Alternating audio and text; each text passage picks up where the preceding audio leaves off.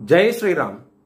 2022 నుంచి 2025 జూన్ వరకు మొత్తం 17 ప్రెడిక్షన్స్ అనేవి ప్రూవెన్ అయ్యాయి.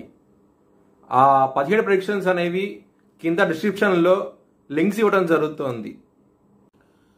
కర్కాటక రాశికి అధిపతి చంద్రుడు కర్కాటక రాశిలో పునర్వసు 4వ పాదం, ఆశ్లేష 4 పాదాలు, పుష్యమి 4 పాదాలు ఉంటాయి. ఈ నక్షత్రం వాళ్ళందరికీ నేను చెప్పే వార ఫలితాలు వర్తిస్తాయి. ఈ వారంలో లగ్నంలో బుధుడున్నారు, బలహీనంగా ఉన్నాడు. బుధుడు కర్కాటక రాశిలో బలహీన పడతాడు, చాలా ఇబ్బందులు ఉంటాయి. మానసికంగా మాత్రం మెంటల్ స్ట్రెస్ అనేది అధికంగా ఉంటుంది. విష్ణు సహస్రనామం పారాయణం చేయండి, చాలా మంచి ఫలితాలంటూ ఉంటాయి. మ్యారేజ్ పరంగా మాత్రం సప్తమాధిపతి అయిన శని భగవాను 9వ స్థానంలో ఉన్నారు. మ్యారేజ్ పరంగా కొంచెం ఇబ్బందులు ఉంటాయి, చికాకులు ఉంటాయి, కొంచెం జాగ్రత్తగా ఉండండి. ఎవరికైతే వివాహం కోసం ప్రయత్నిస్తున్నారో దూరంగా ఉండే సంబంధం వస్తుంది, చాలా ఆనందంగా ఉంటారు. మీ జన్మ జాతకంలో కనుక దశలు అంతర్దశలు యోగించకుండా ఉంటే కనుక ఇది వర్తించదు. అష్టమంలో రాహు ఉన్నారు, అష్ట కష్టాలను చూస్తారు.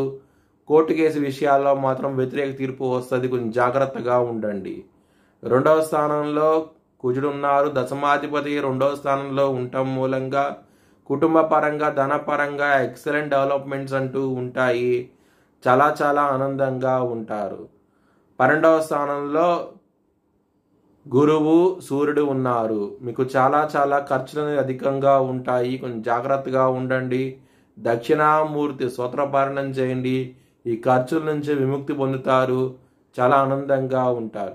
29వ తారీఖు నుంచి శుక్రుడు మీ లాభస్థానానికి వస్తున్నారు, చాలా బాగుండబోతోంది. ధనపరంగా ఇంప్రూవ్మెంట్స్ అనేవి కనబడుతున్నాయి. 29వ తారీఖు నుంచి మల్టిపుల్ వేస్లో ధనం రావడం జరుగుతుంది, చాలా ఆనందంగా ఉంటారు. విదేశాలు వెళ్ళాలనుకుంటే కనుక ఈ సమయం అనేది చాలా అనుకూలంగా ఉండబోతోంది. లవర్స్కి మాత్రం ఈ వారం అనేది అంత అనుకూలంగా లేదు. మీకు ముఖ్యంగా 3వ వ్యక్తి మూలంగా గొడవలు వస్తాయి, ఇగో ఫీలింగ్స్ ఎక్కువ అవుతాయి, బ్రేకప్ అయ్యే అవకాశాలే ఎక్కువగా ఉన్నాయి. లవ్ ప్రపోజ్ చేయకండి, ఇబ్బంది పడే అవకాశాలే ఎక్కువగా ఉన్నాయి. హనుమాన్ చాలీసా పారాయణం చేయండి, మీకు మంచి ఫలితాలంటూ ఉంటాయి. మీ భవిష్యత్ వివరాల కోసమై హెచ్ఎల్ఎన్ జ్యోతిష్యాలయాన్ని సంప్రదించండి.